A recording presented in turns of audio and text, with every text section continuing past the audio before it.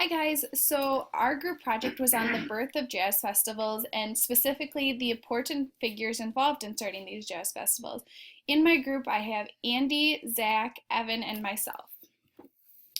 So some learning objectives we have for you guys today is to get a basic sense of the history of jazz festivals in general.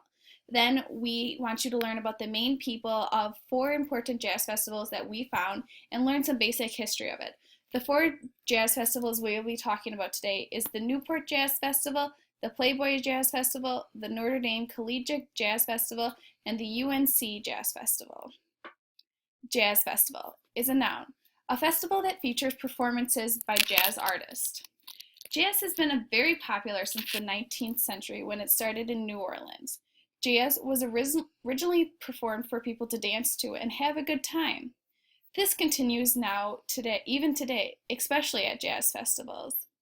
There are countless jazz festivals held around the United States and even across the world that we could go into history about. Jazz festivals is not just something that is held in a big city. There are also many jazz festivals held at small colleges and even high schools. So the first jazz festival we're going to talk about today is the Newport Jazz Festival. It's in Newport, Rhode Island, and it was held in July 17th, 1954, and the first one was at Newport Casino.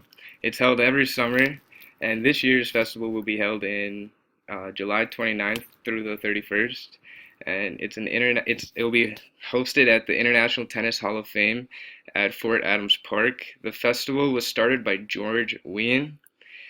He was born October 3rd, 1925, and he grew up in Newport, Rhode Island. He was a jazz promoter and a prompter who was also known to be the most important non-player in jazz history. Through his life, he has led hundreds of music events and festivals. Ween started the festival because he always has had a good history in starting things in jazz. Then some content on the Newport Jazz Festival. When he was a teenager, he led his band all around Boston. In 1950, he opened up a jazz club in Boston.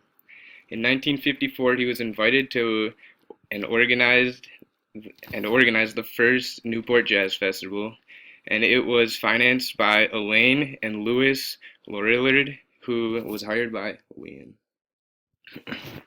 It moved to New York City in 1972 and became a two-site festival in 1981, and then it returned back into Newport. The festival was also known as JVC Jazz Festival in 1984 to 2008. All right, so the next jazz festival to talk about is the Playboy Jazz Festival, and it is held in Los Angeles.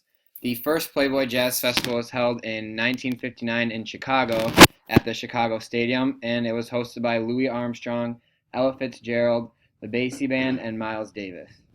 So the second one did not occur until 1979, when it was held in Los Angeles, where it's been held ever since, and it is held at the Hollywood Bowl.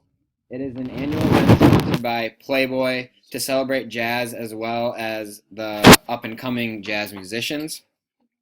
It's held on a Saturday and Sunday in mid-June. This year, it will be held June 11th and 12th. So in 2003, comedian George Lopez hosted it for the first time, and ever since then, he is still hosting it. Here's a picture of the venue where it's held. So just some more stuff on the Jazz Festival. It was founded by Hugh Hefner, who was the founder of Playboy, and he really appreciated the finer things in life, and one of those things was jazz. He used the genre to project hippiness and suave sophistication. Stuff about Hugh Hefner: he was born on April 9th, 1926 in Chicago, where the first one was held. The early Playboy featured profiles on the Dorsey brothers, Louis Armstrong, and David Brubeck. Jazz continued to help cement Playboy's status as an intellectual and cultural force during the era of early jazz. For Playboy, jazz meant sophistication, and it represented a link to progressivism. To this day, $1 still buys you a ticket at the top of the bowl if you want to go.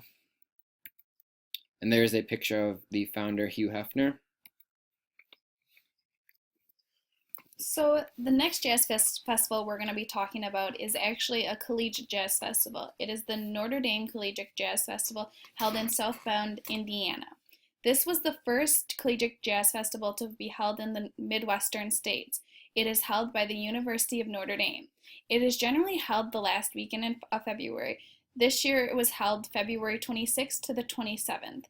This year was the first year that it had an all-female panel or judge panel, which is pretty cool and progressive. It is held in Washington Hall on the Notre Dame campus. It was first held in 1959. It was started by Tom Cahill, who had searched for a way to relive the doldrums on the South Bends in the winter. He wanted something big but yet realistic.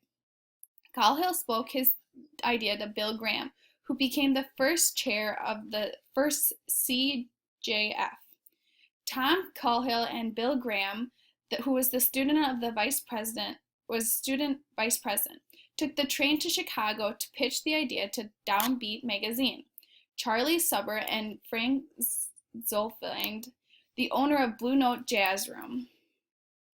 This is the picture of the flyer that was given out at this past festival. So the two loved the idea, and then they pitched the idea, and so they also got a bunch of people to jump onto their board of advisors, and then those people on their board of advisors decided to offer up a lot of prizes for people.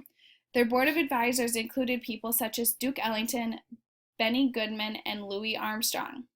The winners even got to go on a U.S. department tours of Europe. The idea of college jazz festivals grew like wildfire after this, so this was the first jazz festival that really started collegiate jazz festivals. When it was initially created, they wanted it to have a feel like the Newport Jazz Festival. Here's a picture of some of the performers at the Notre Dame Jazz Festival.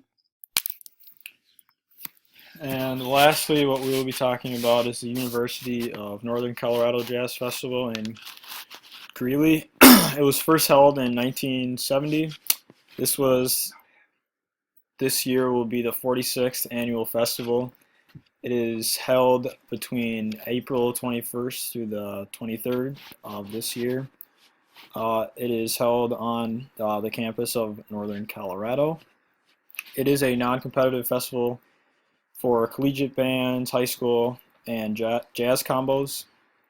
There are over 8,000 groups that perform each year, and they have spent a lot of time performing on the main stage, but also during after hours they can watch other performances and also go to educational workshops.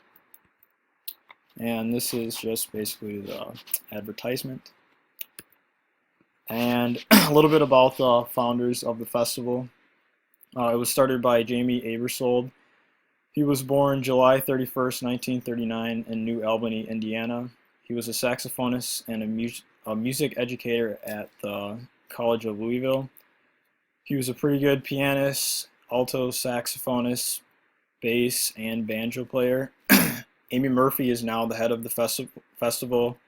She currently sings in the Colorado Bach Ensemble. In 2010, she was a finalist in the classical voice for the Fulbright grant to study in Germany. She later received her bachelor's and master's degree from the University of Northern Colorado. And this is Jamie Greeley. Thank you guys for watching, and we hope you learned a lot about the important figures of these four jazz festivals.